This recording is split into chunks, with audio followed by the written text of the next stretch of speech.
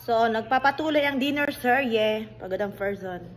At ang dinner, meron akong sauté veggies with hotdog.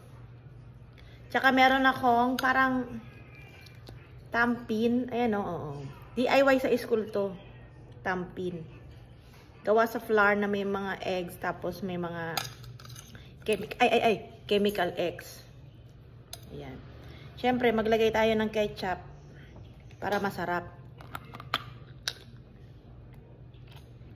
Ayan. Taste test. Ginawa sa school yan kanina. Dinner ko. Ito.